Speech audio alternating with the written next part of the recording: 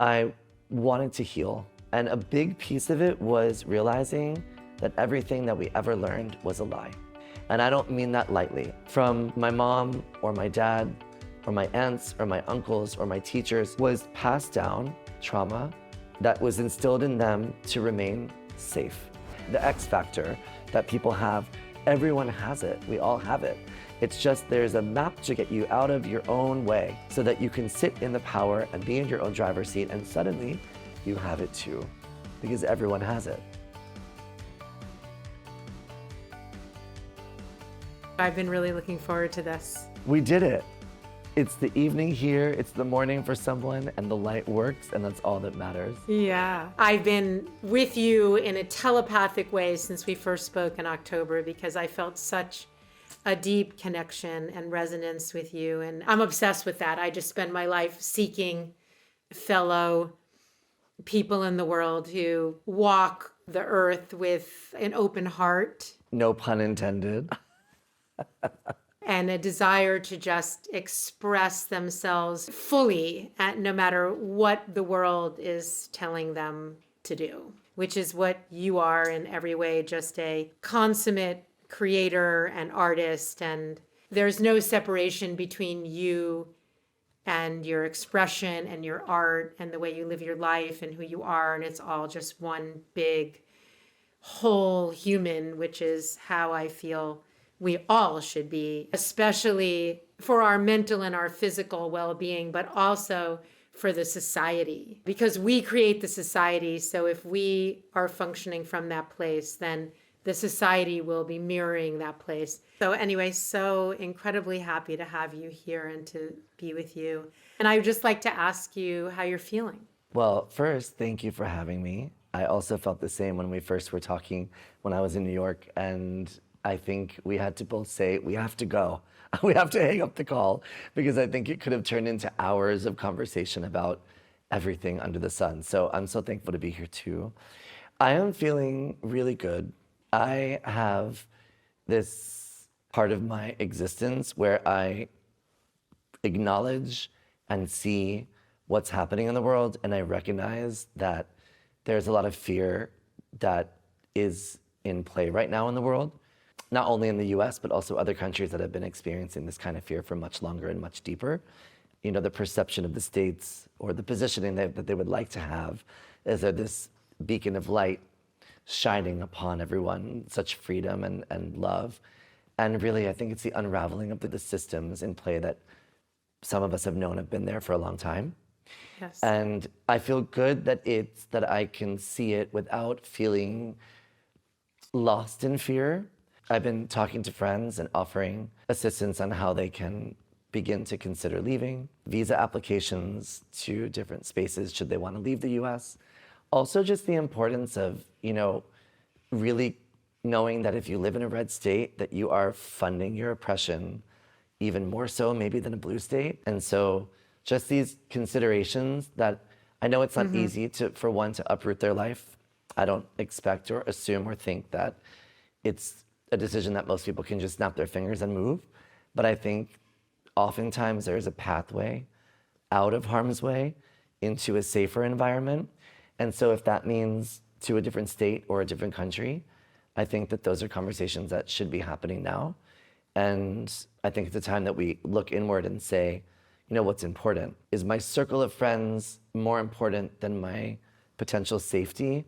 Or if I have kids that are trans or queer or non-binary, we have to get uncomfortable and maybe uproot our family's life and go elsewhere. A lot of thoughts. And I think it's pretty wide the way that people would consider changing their life. But I think right now it's sort of a reality check. We kind of have to acknowledge the truth that the fear is there because of course it is, but that there's things that could be done to create change for ourselves. Yes.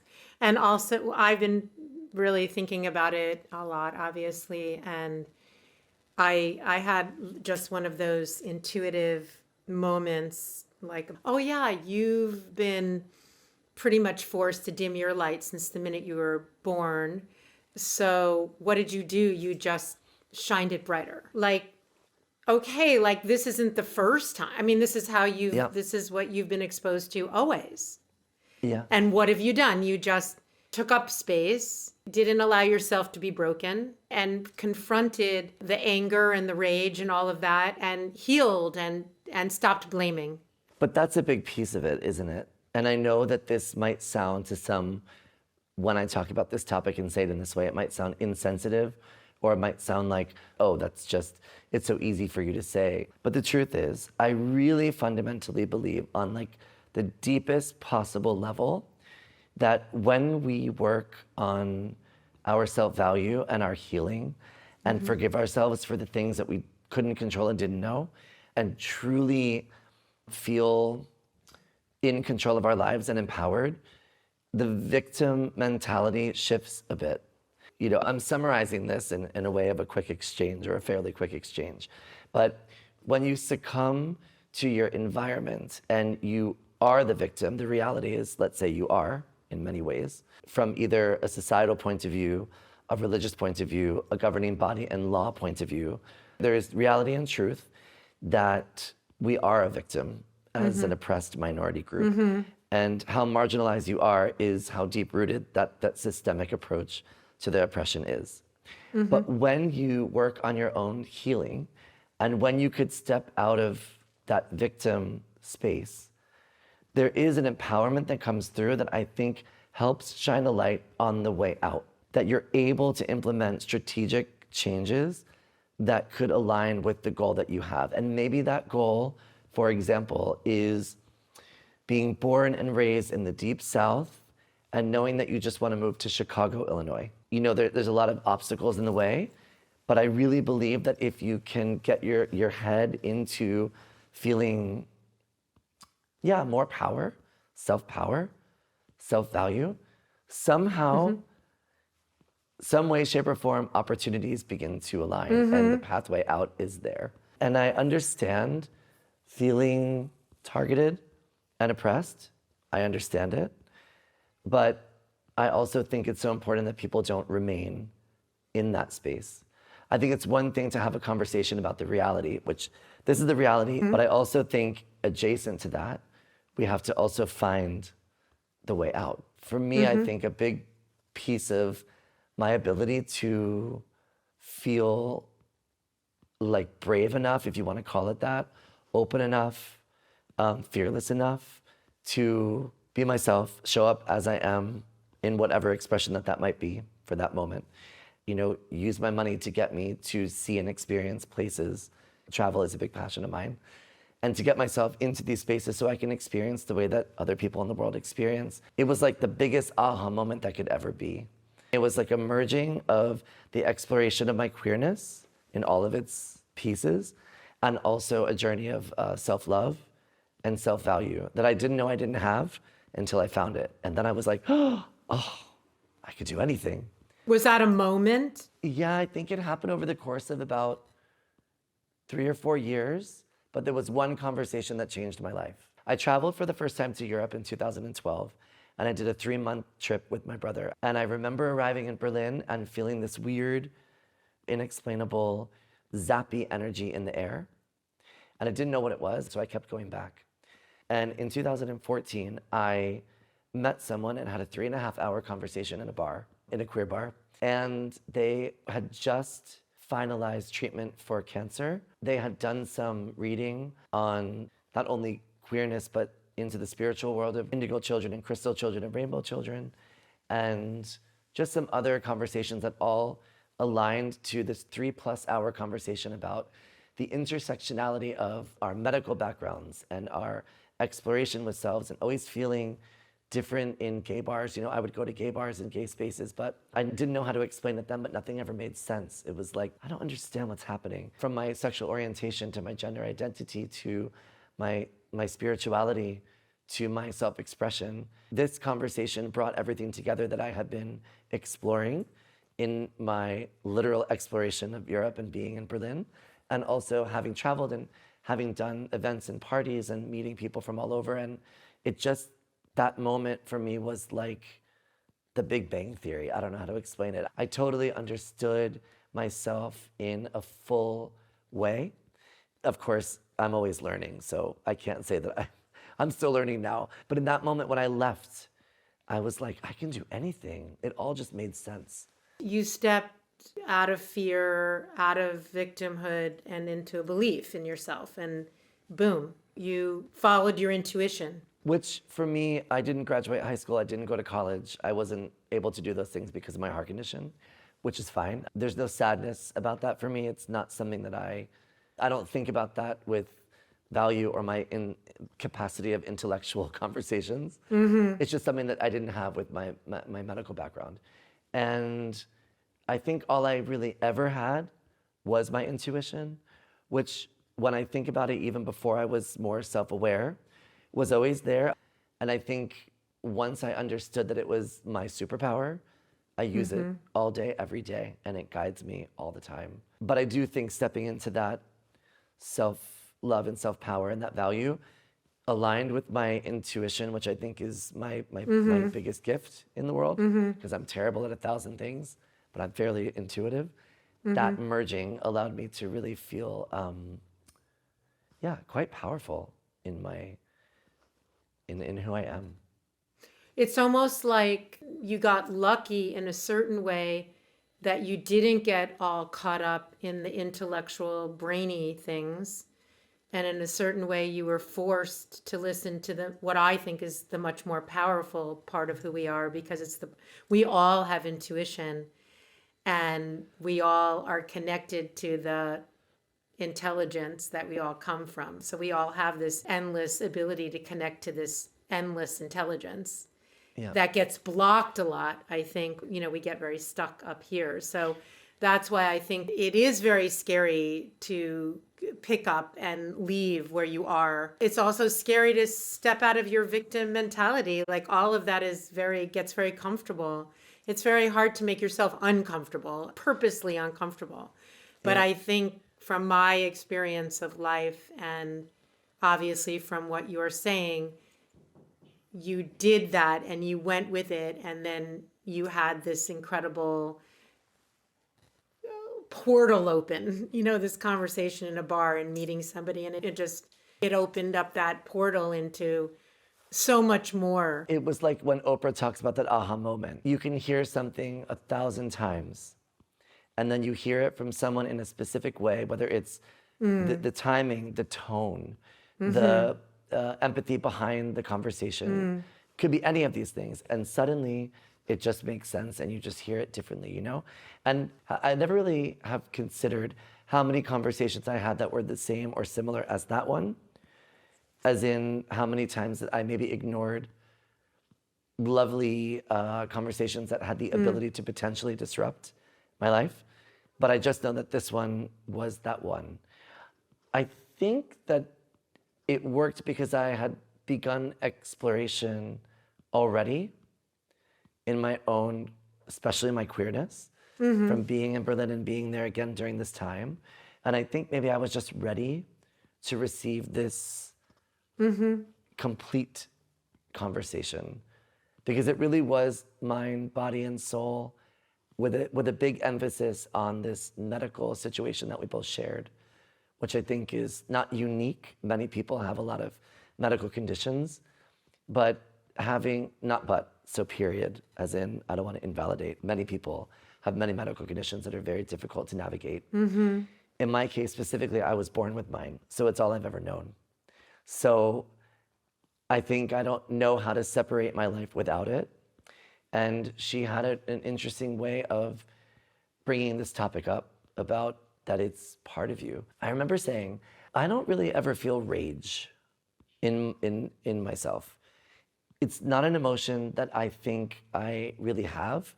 Anger, yes. Annoyance, yes.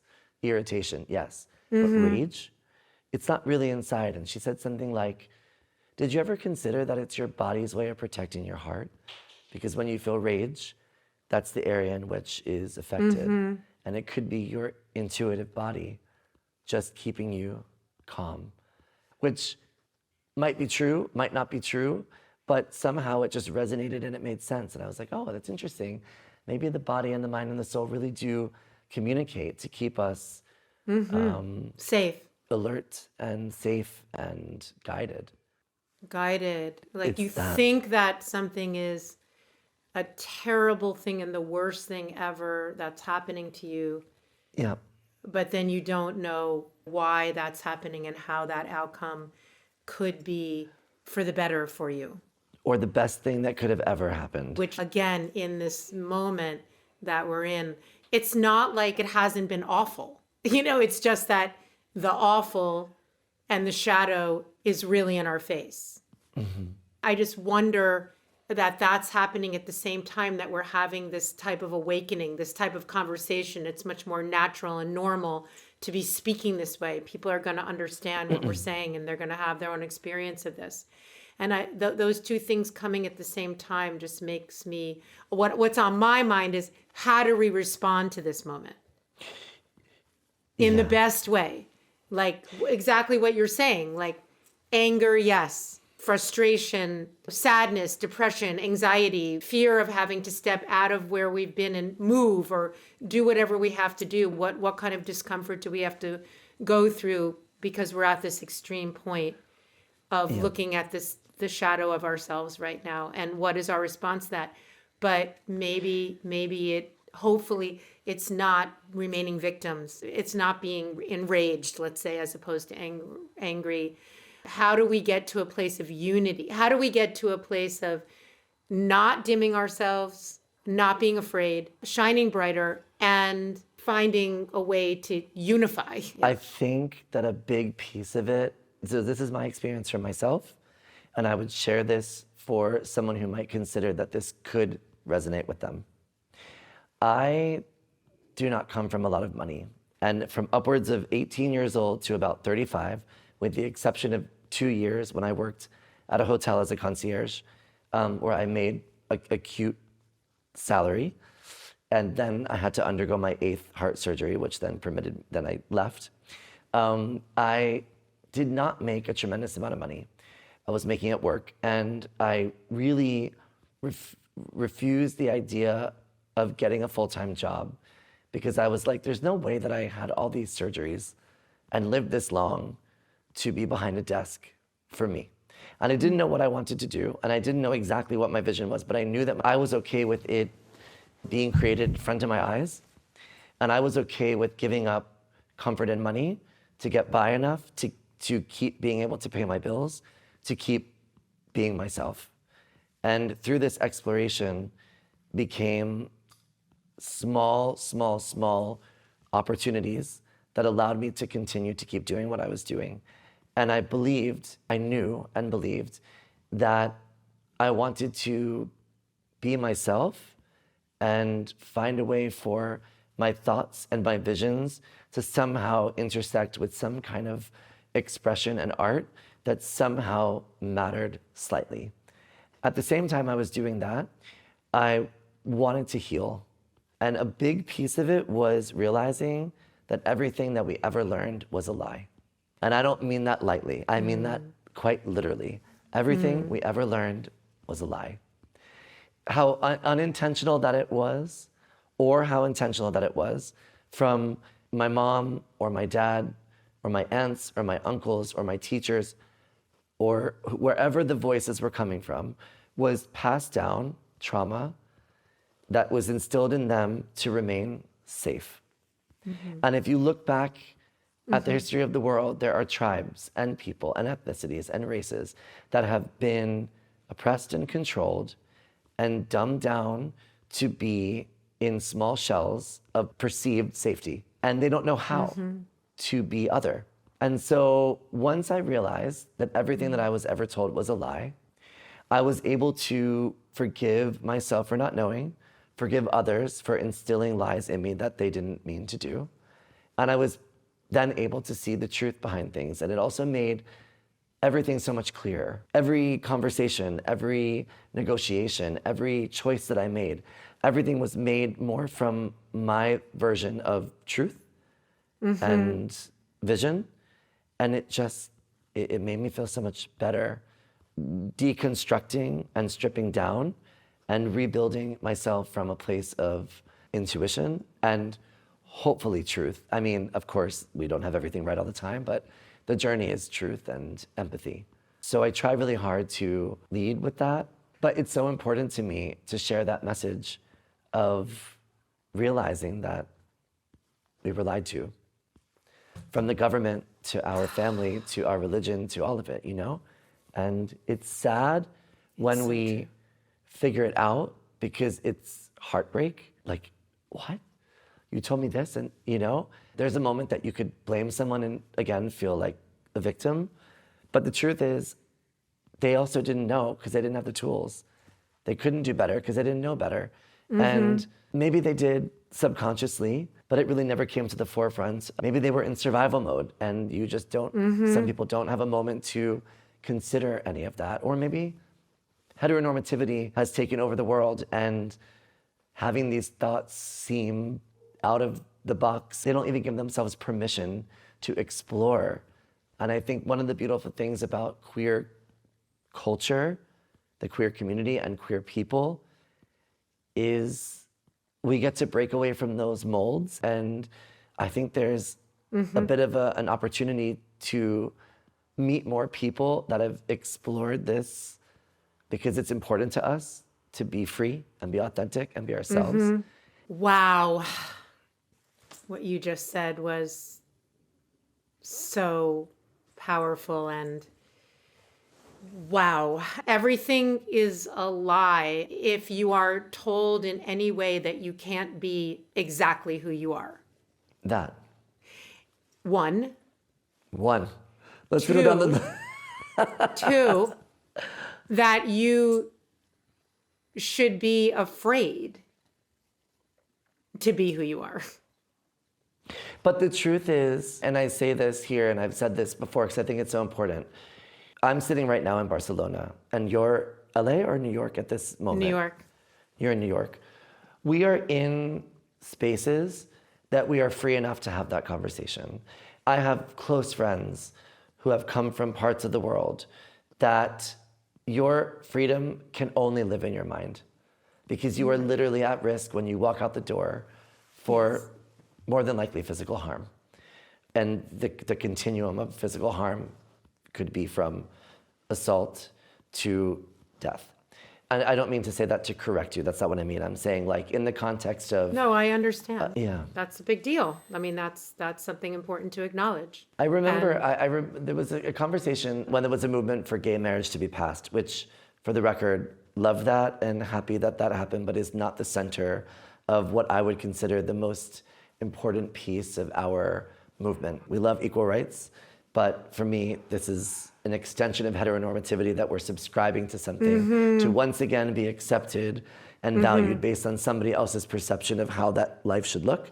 And I'm like, love that for you. I want you to be able to get married, but come on, let's fight for our right to exist wholly in ourselves, etc. But it's this notion of, you know, when that was happening, you're already fine, you already can work, what more could you want? Or look at other parts of the world where you can't even be gay and here you're out, you should be fine with this. The reason it's so important to have these conversations and talk about it is because we're fighting for a more equal space everywhere because some people don't have it at all. And when we fight for more radical change in the areas where we can, I guess the hope is that it ricochets and becomes slightly better somewhere else. And I know sometimes it's difficult for me to walk down the street in heels and feel no fear and have no fear.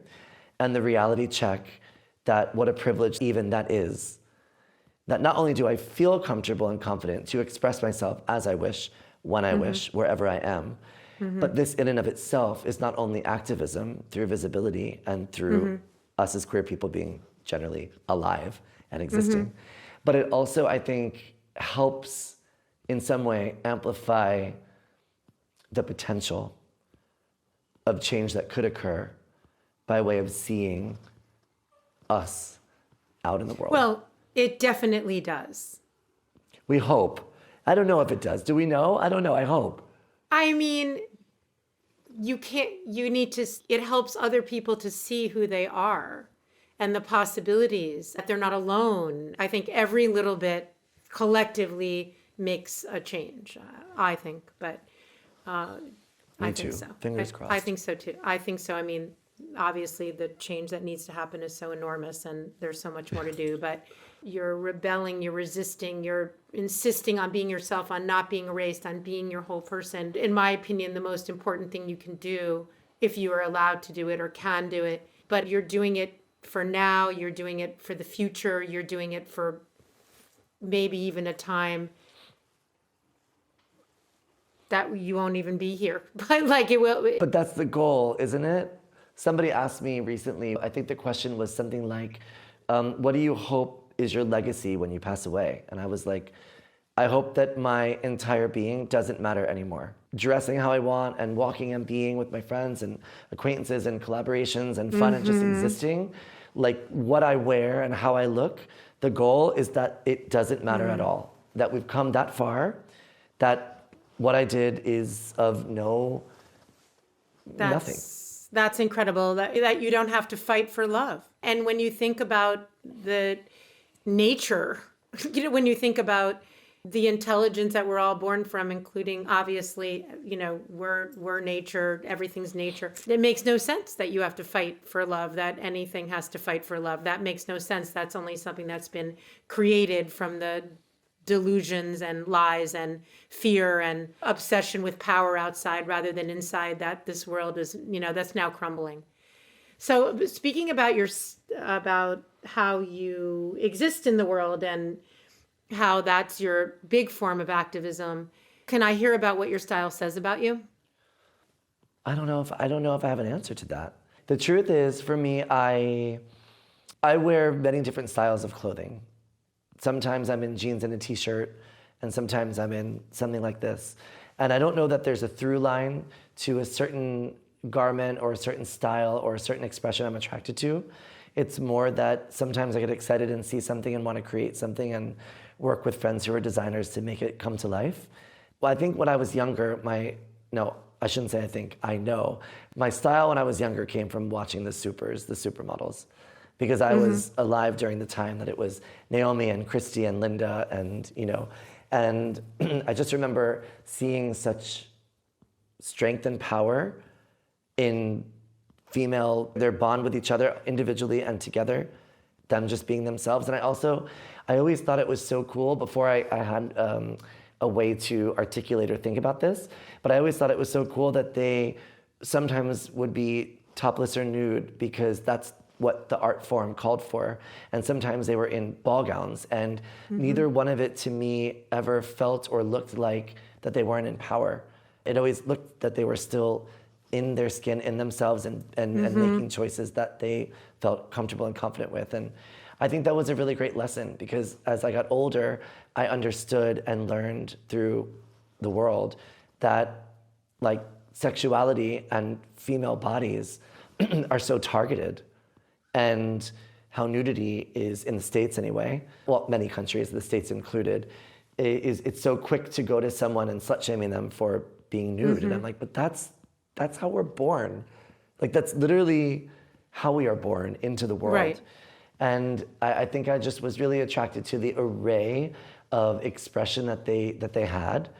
So I think part of my style now, like for those that have seen my content, sometimes it's a clump of us wearing no clothing or just in underwear, where you're really seeing the different body types, the races, the ethnicities, and the cultures, where I'm trying to showcase different queer bodies together. And sometimes I wear something really over the top and kind of glam. And I think it's because for me, it's important to see that there's existence in our queer, in my queerness and my self-expression that's across the board. It's not always about looking like $1 million. It's not always looking like unapproachable. It's not always performance of some kind. No, it's actually most often it's not.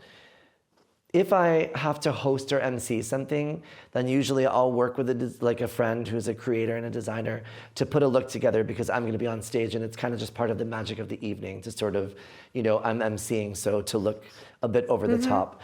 But the truth is, I would also wear that to a friend's parties from time to time. And sometimes not. So it's usually not performative. Sometimes it is for a specific reason, but really for me, it's just a matter of self-expression and wanting to play with my clothing and have fun with friends. I used to put on my mom and my aunt's heels when I was younger and just walk around in them. And I have always worn them. It was always just part of my being. There was a moment in my teens where I stopped because I think I succumbed to the fact that most boys didn't do that. And I think I was not confused, but I think I just put it to the side. And in my late 20s, started wearing them again. And then now I just wear them from time to time. So it's funny because they've always been there. And I talk about this too. I feel like when getting into deep conversations with people, I so often find that who they were when they were 3, 4, 5, 6, 7 years old is who they are now once they've done some work on themselves. It's almost like we revert back to these things that we loved, but in an adult way. And for me, heels were always there from when I was 4, 5, 6, 7 years old. And now I wear them all the time. I think it's if you would just listen to kids when they were young and let them tell you who they are. Before everything was put on top of them to make them feel shame and erase. Yeah. It's all there. The name of this show that we're doing is Don't Change a Thing, which is what would have happened if you were told at birth to not change a thing about you. It probably would have been this. Exactly. Right?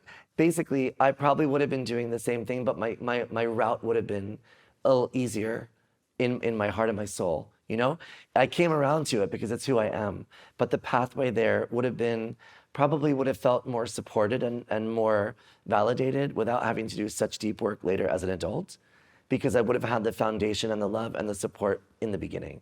And I really think that that's the difference, right? We free ourselves for what we didn't have in the middle. But if you just let me be me, I'd probably be sitting here just like this, the same.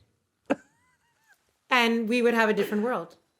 Because if everybody could do that, we wouldn't have so many people that were so oppressed and put into such boxes about what they thought they could do. Like a boy doesn't wear heels, a boy doesn't, all of that. There wouldn't be the violence and the anger and the rage, actually. Can you imagine what a world? I mean, Barcelona is a safer city. You can walk around here as an LGBTQIA human, and I won't speak for everyone, of course, but my circle of friends and acquaintances walk around by themselves at night, 3 a.m, with very, very, very little fear or none at all to be dressed and walking. And what a beautiful thing if the world would just get it. Peace, tranquility, calmness. That's all it is. It's really just being yourself. There's so many layers to this that have to do with the fact that we are not given permission to be ourselves, to know who we are, to not bend, to not fold, to not feel shame, to not feel like something is wrong with us from the minute we're born. Because how could that be?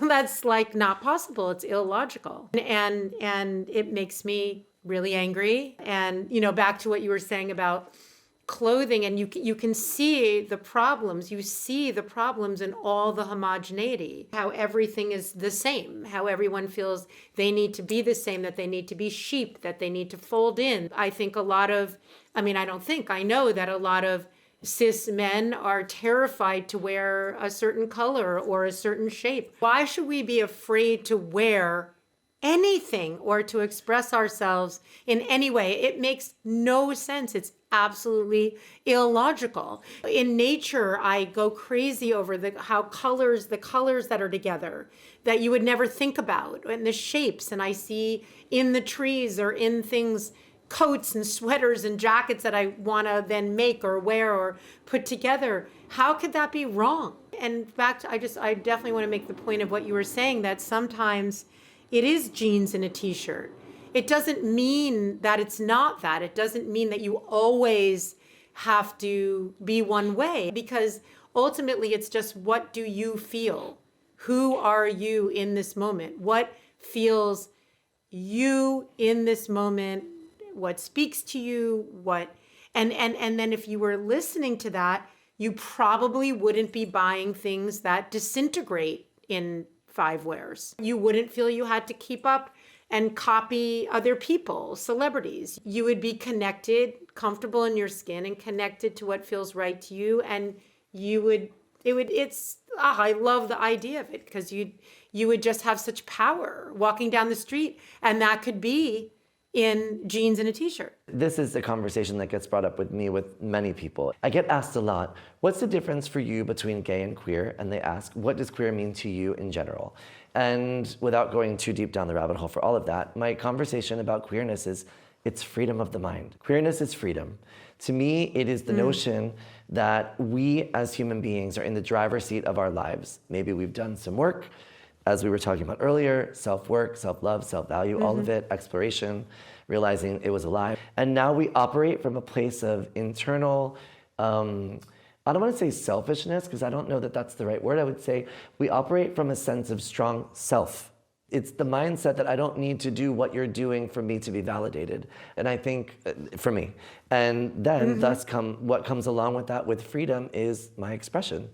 Is that it's okay that sometimes I just want to wear jeans and a t-shirt, and sometimes I want to wear a suit, a tie, but maybe the suit has a bit of a larger shoulder pad with buttons I replace, and it might look that much more fashion to someone, but for me it's just feels, I don't know, more comfortable, and I feel better in it. And sometimes I'm in a ball gown and heels, and all of it for me is just based on where I'm going, what I'm doing, what I feel like wearing, and what the gig is, you know? And I have some friends that are really, their self-expression is a huge part of their queerness. And so it really doesn't often shift away from, you know, a certain aesthetic or a certain style or a certain vibe. Because for them, when you meet them in this way of expression, it's how they want to be seen. And I also totally validate and understand that as well. So for some people, the way that they express is specific, intentional, and consistent. For me, it's wider. It's just about how I feel and what I feel like presenting that day. And it's just you. It's just you. And we know, any of us or most of us, I can't imagine that anyone, especially the people who are oppressing, have not had the experience of how horrible it feels, if they're honest with themselves, to be told in any way that they shouldn't be themselves and that they should be ashamed at something about themselves or hate themselves or any of that. Like, no, what comes out of a person when that happens is such ill mental well-being. Yeah, it's detrimental to their life in so many ways. And depending on the person and how deep that is, it really can have a deep wound that's very difficult to heal. Is there something that you felt shame around, that once when you were younger, that when you accepted it, it became a superpower? I mean, I think that it's probably obvious. You've already been talking about it, but I just want to make sure that. I would say it would be my body, for sure. Because I've had 8 heart surgeries, and they did 2 surgeries on the side and 6 in the front. And also, through those surgeries, have had like tubes that were in my body in different places. And also, I've always, I shouldn't say always, not now, for a long time, really did not love my legs because they're very thin. So I had a very thin frame with scars everywhere. And I didn't love it. I didn't hate it. I just never loved it. And I guess I could use the word shame. I had a lot of shame around myself in any kind of sexual environment because I just didn't like that I had these. The truth is, if I'm being honest, I more so didn't think that someone else would like it. I also didn't love it, but my fear and the shame was more around someone else not liking. And that was hard because it's nothing that could ever change. Well, to be honest, I never looked into if it could be changed, but for me, I would never change it. So the scars. Yeah, the scars. They're there. Why is that? And it is what it is. Why would I not change it? Why? Yeah. Why would you? Never I don't know. I think in a weird way, it was the juxtaposition of the scars are indicative of the strength of my physical body and my ability to have overcome a lot of challenges. like the surgeries are very scary being put under, you know? So it's like, in one way, it's strength outward to the world and to myself as a reminder of what I went through and that I'm still here. For a quick moment in life, I considered tattooing something over it. I was like, no. But now I love them. Now I love them. And I must say that my queer journey definitely made me fall in love with my scars. Because I don't know. I was about to say because, and then I realized I actually didn't have anything to say. I don't know that I've ever explored the intersection of that. I think I just have really sat with that it's me and it is what it is. My legs, on the other hand, I never loved them. I have very long, thin legs, and they're not very like boy looking. And so younger, being attracted to a lot of male people, legs were a big thing for me of attraction and them in my perception of them with me as well. And I always felt that I looked more more female. And I think I just like had a different vision of the way that I wanted my body to look. And the truth is I probably could work really, really hard and change them. But I must say, what's so interesting is they are the reason that I have now been doing all the work that I've been doing. Because the walk videos that started happening on social, I mean, I had been doing work in the community before that, but those are the ones that really introduced me in a bit of a global way, if you want to call it that, through social media. I would wear heels with skirts and stuff, and actually people would compliment my legs often on social. So it's funny, I had this certain version in my head of what I didn't love, but yet it was one of the driving forces between myself and my I don't know the right word to use, but like what people liked about me. But not that I'm saying that what they liked, it's not about validation. It just was part of the package. They were being delivered this walk video where my legs were exposed that I didn't love, but yet somehow the aesthetic or the vibe or the thing looked good. And I guess that my legs have become a part of me that I like them more now, but I still don't love, but I accept that it's who I am. You know, my scars, my legs, just like any other part of my body, it is what it is. So that's probably not the deepest, greatest answer, but it's kind of the truth. It was definitely more complex with my physical body. And can you take us a little bit on the journey, talk about your heart and a little bit of your journey. Obviously it's such a big, humongous, defining part of who you are.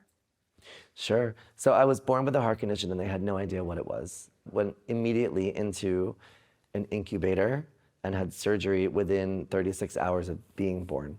First 4 surgeries were between 2 days old and like 6. And I had the 6th surgery when I was 11, then 14, then 27, which is 8 total. It's Shown syndrome is what I've been diagnosed with. But the diagnosis didn't come, I think, till I was in my 20s. What they kept doing is doing surgeries and temporarily fixing what needed to be fixed to keep me alive. And they would realize that something else was wrong, and they had to keep going in to correct what they could. I was living in tandem with research being done.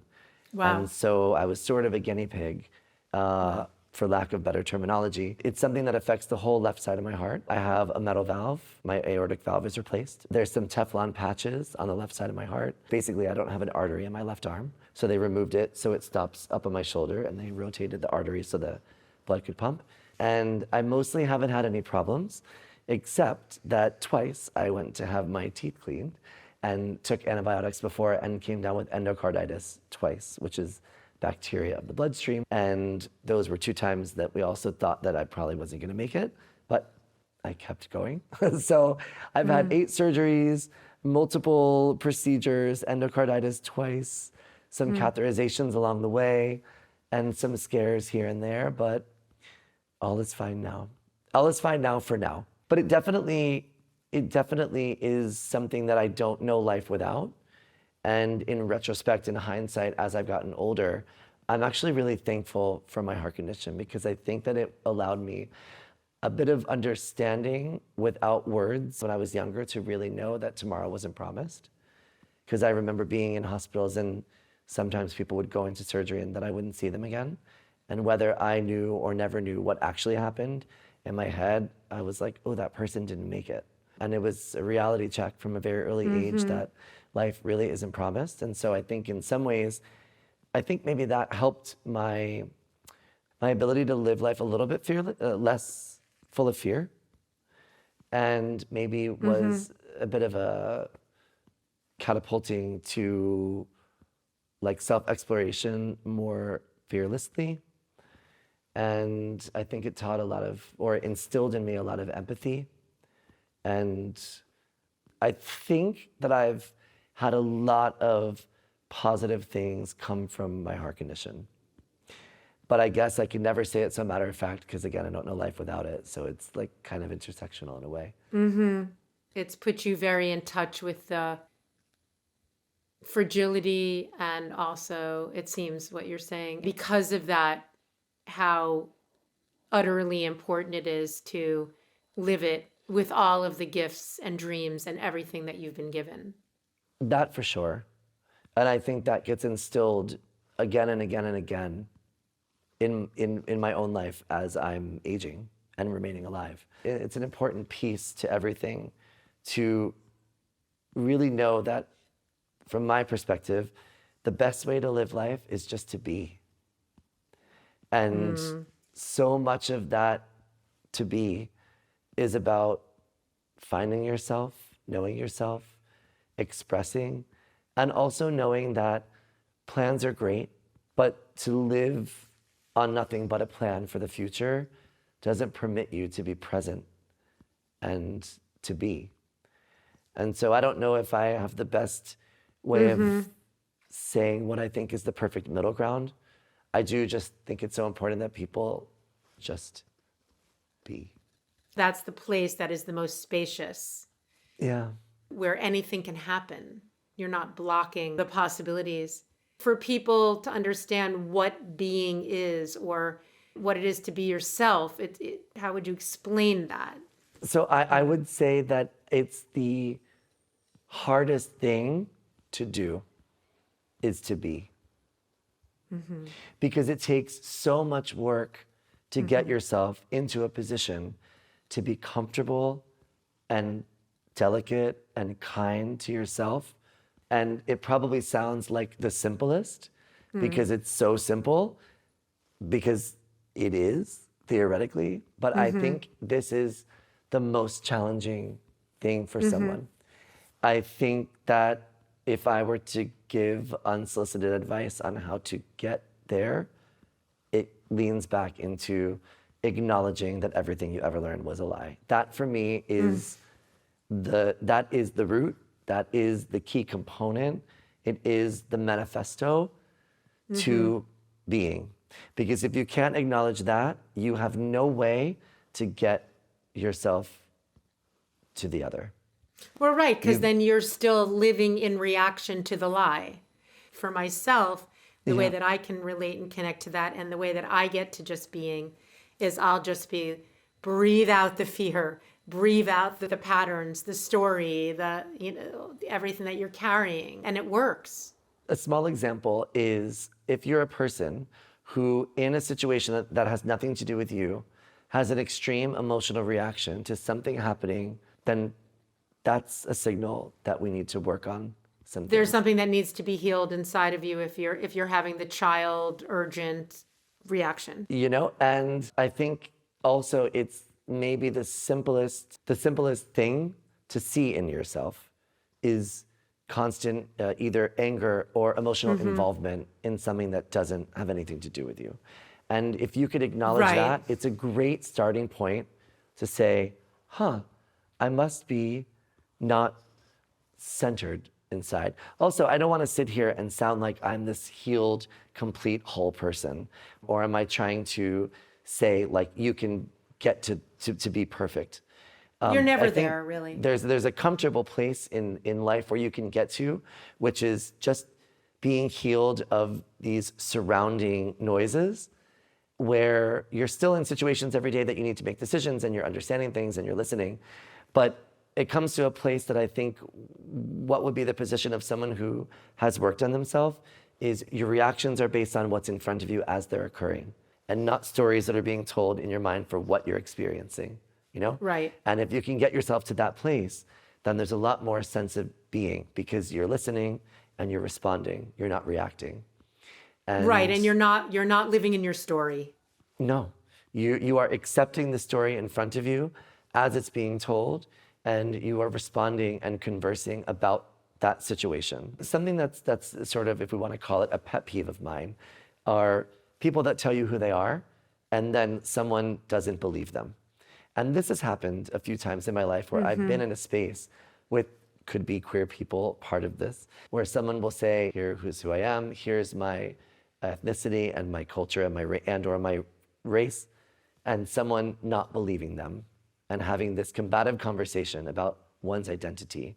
And I don't know where it comes from. I'm not really sure where the root of this lives in people, but I so firmly believe in the way that we converse about a trans person telling you their pronouns and telling you their identity. And of course, we believe them without second guessing.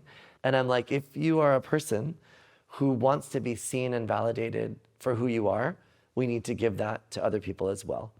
And just allowing that to be the guiding force of life. When you meet someone and they tell you who they are, believe them. Such a simple concept, but yet seemingly so difficult for some. Well, I think that it's probably, wouldn't you think it's just difficult for people who have not been believed? Yes. Yes. They've been denied that in their life. Yeah.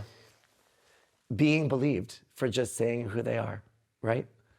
So you would think that it's the simplest, most obvious thing ever.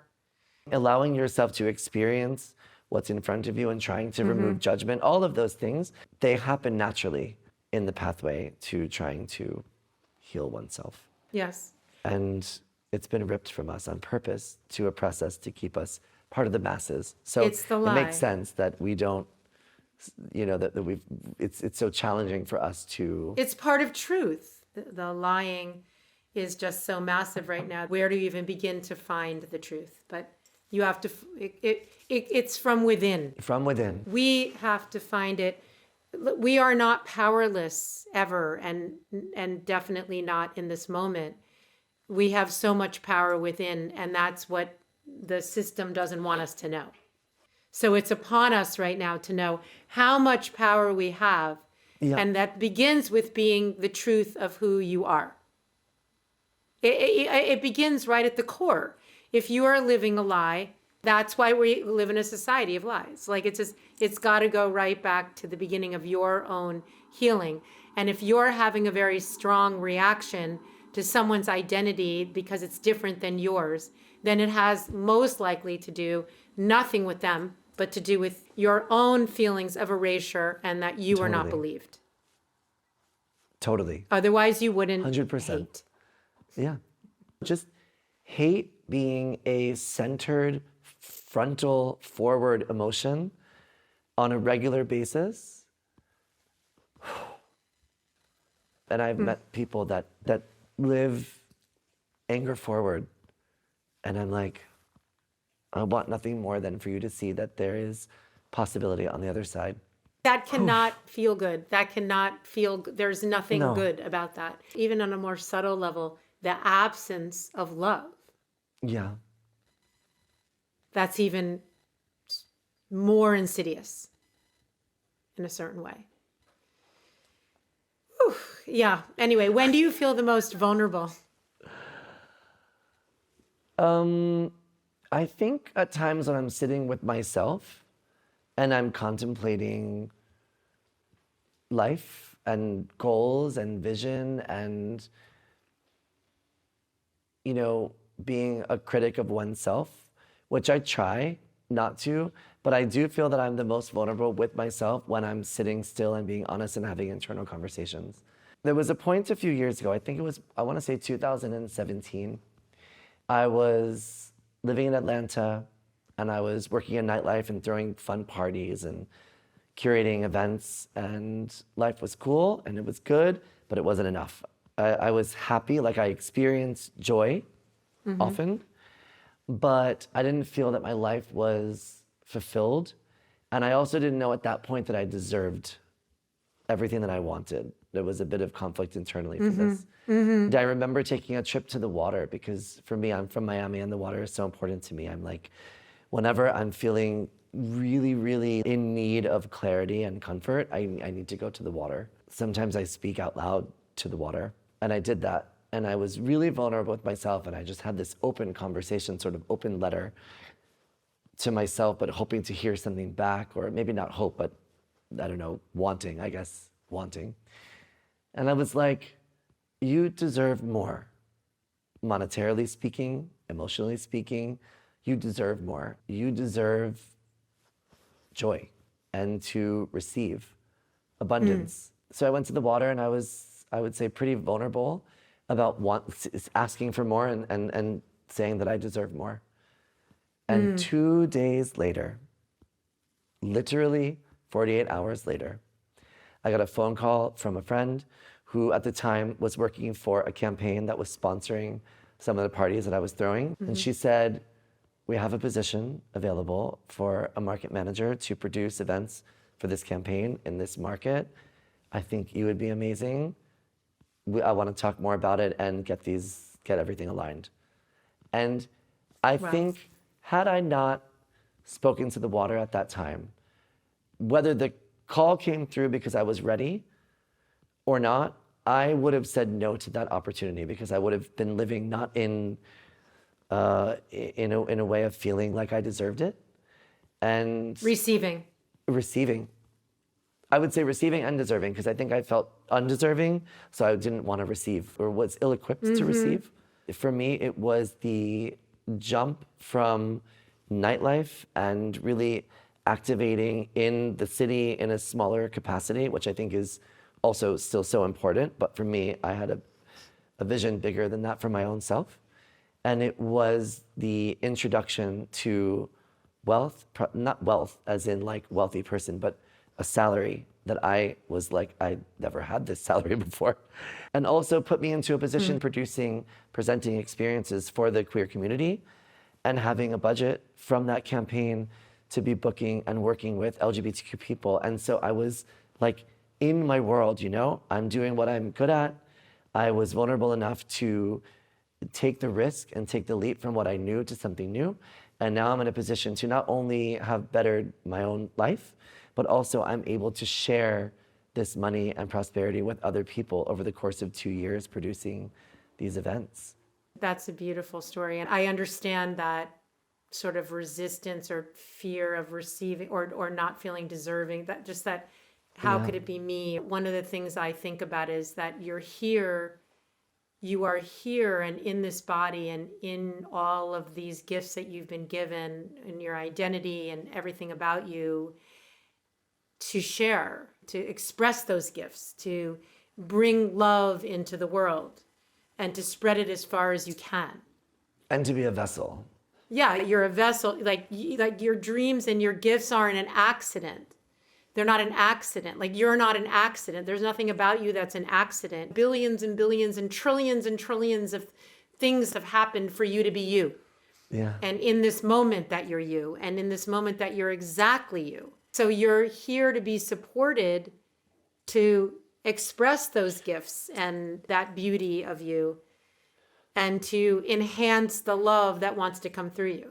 That's sort of how I see it. That's like a beautiful thing to say. And I would say like, not even thank you for me, but I feel like that's everyone in the world.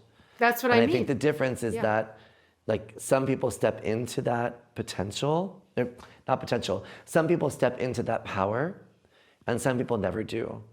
And I think what tends to happen is people that are more visible or celebrities or whatever, they're praised for being themselves as individuals.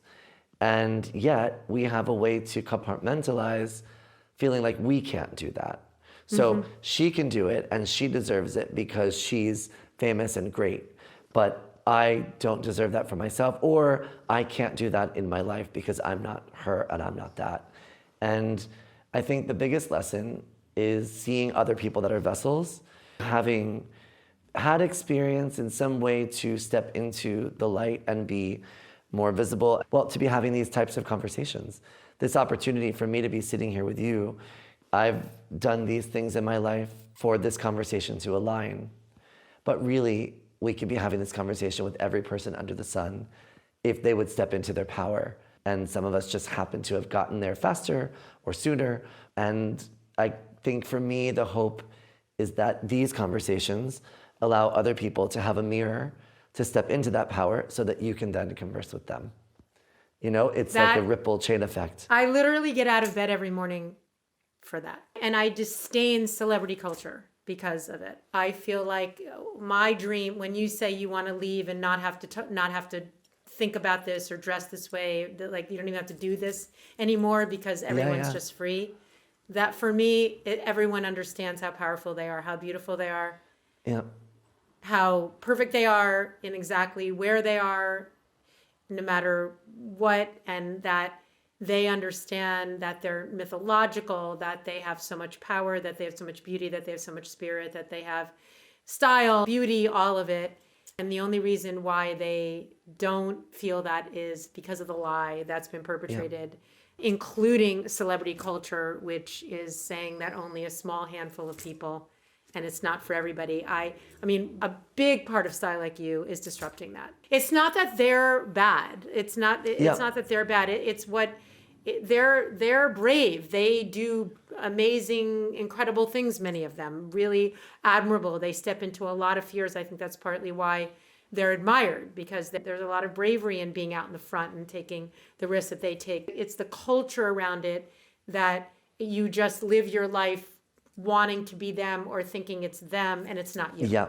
And that's why we go for the more heart-opening, vulnerable, intimate interviews so that people can see what is behind someone who is on the other side of that shame and that insecurity and struggle. What was it that got them there? You see the imperfections, you see the messiness, instead of just feeling like, oh, they're there and I can't be that. Yeah. It's an individual journey for everyone to find the introduction to the pathway to the healing in the first place. But the result, I think, is the same. Because on the other side, how you then exist and how you be and how you dress and how you present, the ball is then in your court completely. And it's like, it looks different over here, you know? It feels different over here. It feels different on the side than I felt when I was on the other side, where it was feeling like not seen. Like, I wish that I could be this. I want to be doing this. I want to be seen this way, but people don't see me. And it's because I didn't see me. You know, I saw my own potential. I knew what I could be, but I didn't work on the core part, which is the inside of me. And now that I'm on the other side of that, you know, there's so much, the X factor that people have. It's like you were saying, everyone has it. We all have it. It's just there's a map to get you on the other side, to get you out of your own way, so that you can sit in the power and be in your own driver's seat, and suddenly you have it too, because everyone has it. Everyone has it. Everyone has the equal amount, and that is common sense. That's the norm.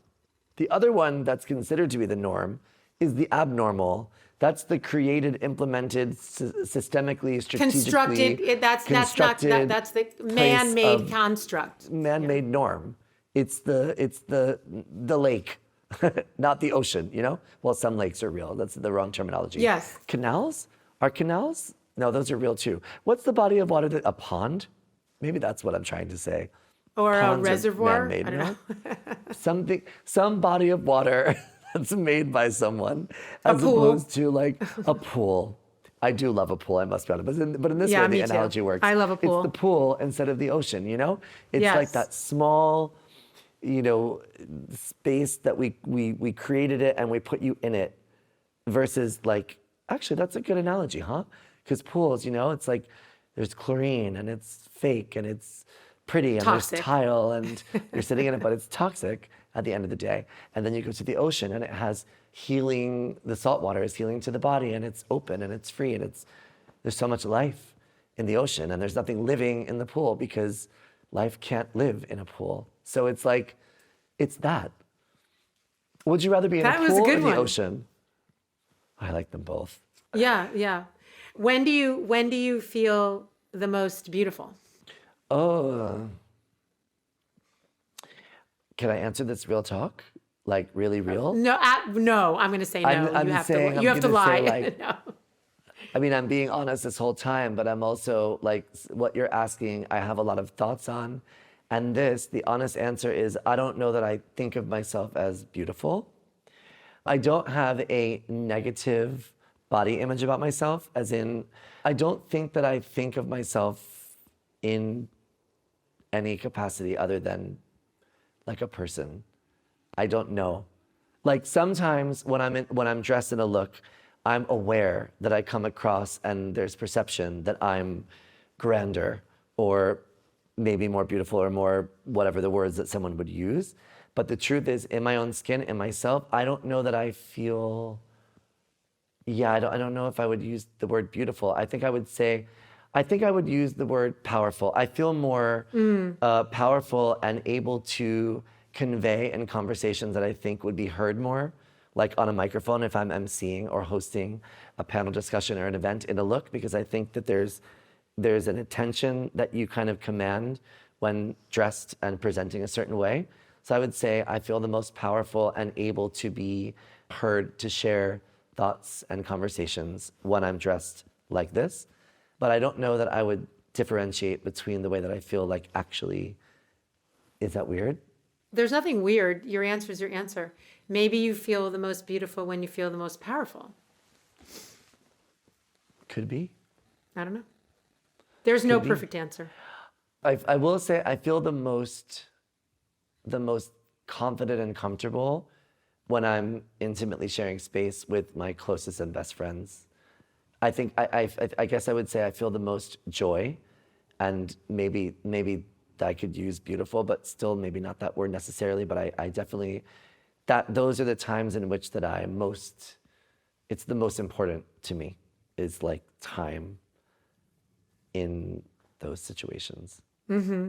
And I guess I would say, that being said, oftentimes in those moments, we're wearing t-shirt and jeans, but somehow it feels the most nourishing and beautiful and joyous. Yeah, you're just free and just yourself and being.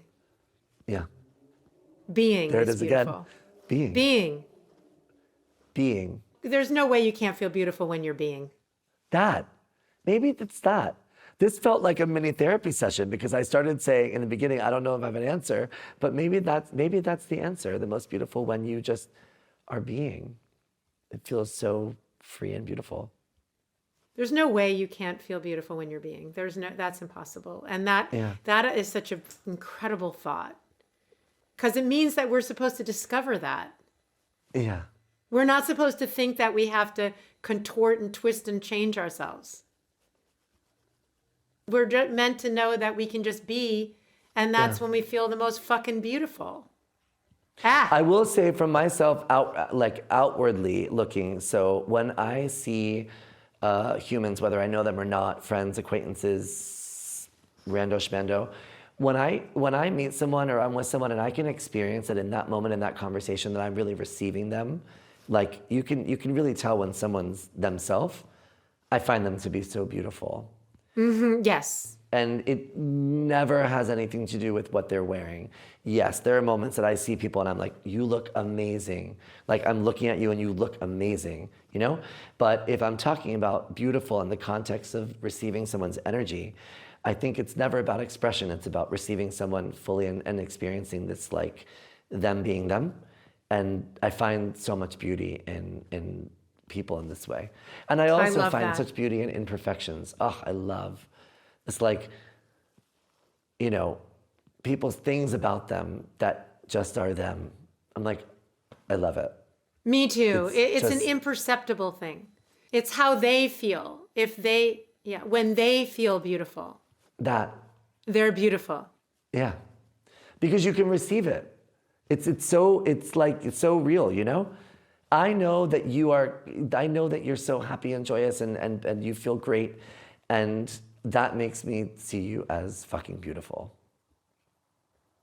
And when you feel seen, I think That's That. one of the reasons why I love to have these conversations, because I feel, you know, first of all, to see someone is such an honor. And I live for it. I just love seeing the beauty in people. It's just, Same. I'm obsessed with that. But also, when you see it in them, then they see it in you. And that's intimacy. That. Like, Yeah, I we're could talk also to you for days. I know. Okay, Just last feel question. like- What would you tell your younger self, your 3-year-old self or younger self, not to change? Never to change. About I think I themselves. would say, don't change who you are at the core. Just don't change that. We can change along the way many things, what we like, what we try, what we experience, from travels to culture to food to saying yes to certain experiences that we might think we don't know. All of that can change and grow and manifest. But at the core, don't change. Trust that you are who you are for a reason, and just let that guide always. Yeah, amen. I think Amen. that's the vibe. Beautiful. Thank you so much. Oh, thank you. This was incredible.